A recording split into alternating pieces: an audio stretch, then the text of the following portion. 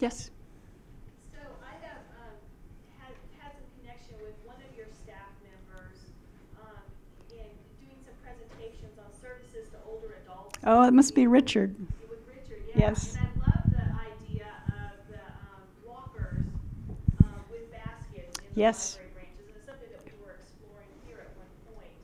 Could you talk a little bit about how you deal with that process of staff bringing new ideas and innovation to the table? How do you work through that process of vetting and potentially implementing new ideas that staff have? Okay, so the question is, how do we vet new ideas that staff bring to the table and decide which things to pursue?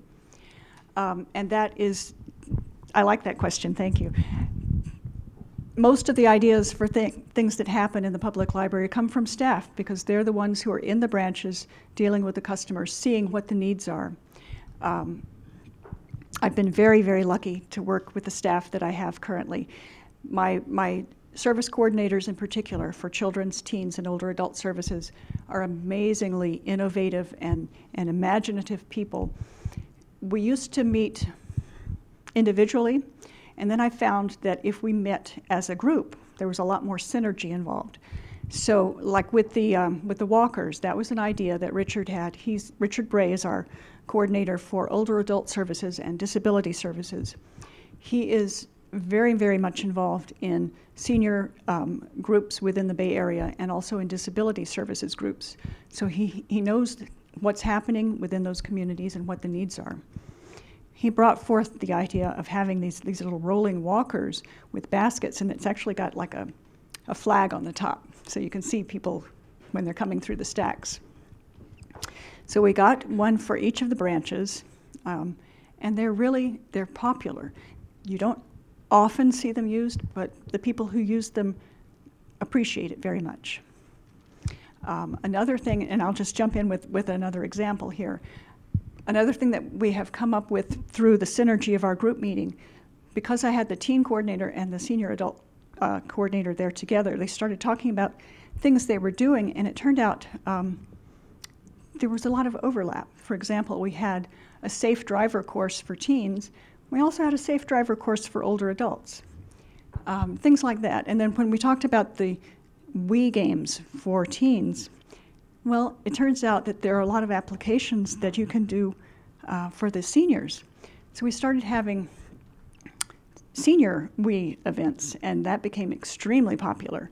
A lot of the things that we've been doing lately are intergenerational.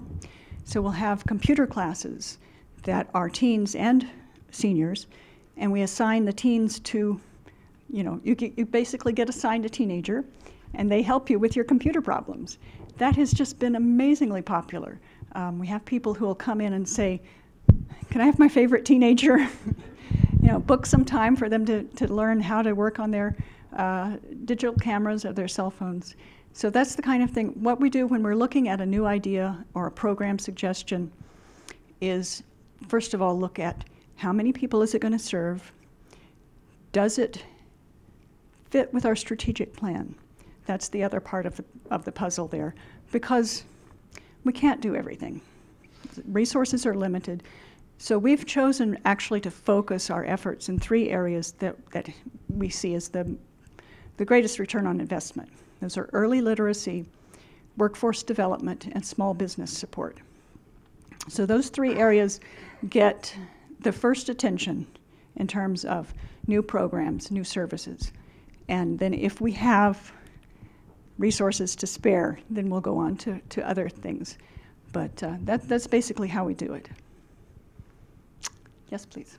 I called up your website, at least in Fremont, trying to find some Friends activities listed, and I was a little disappointed. I didn't see very much in that area. Yes, the question is Friends activity in Fremont and Alameda County.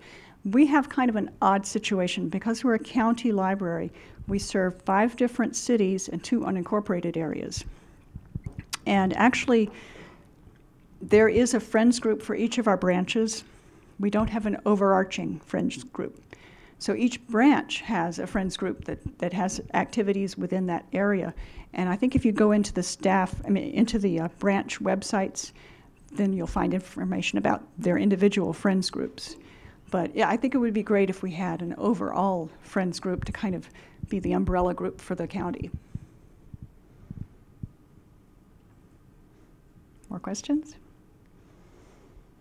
Yes, Becca. I heard you say you have deal programs, and that's something that we've never really done here. Mm-hmm. We've done all kinds of different partnerships in different places, but could you talk a little bit about how that got started and the return on investment, if you will?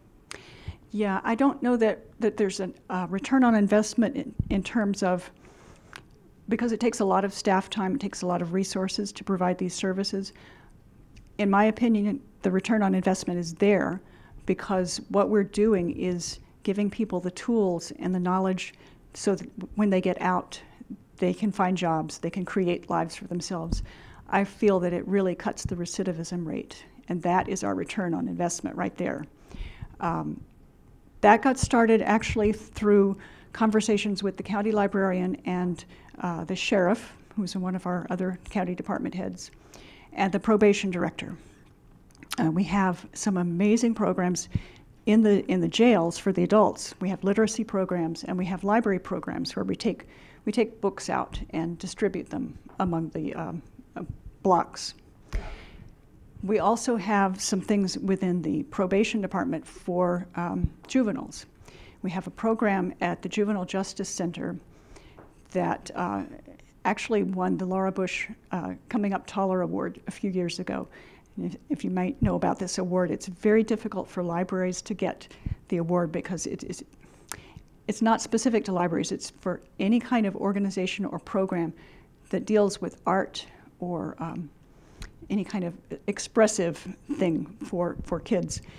And in this case, what we've done, we had a library set up within the Juvenile Justice Center. But what the librarian found was that most of the kids weren't reading, they didn't have the skills, they didn't have the interest, and the books were not appealing to them. That was the biggest thing.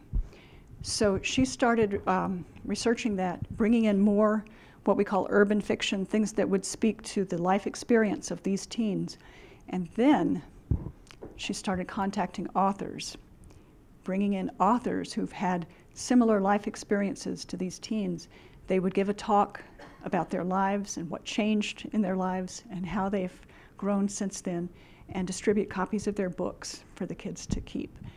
So we've had Maria Reyes, we've had, now my mind's going to go blank, but we've had a lot of very important people who have been well-received authors throughout the country.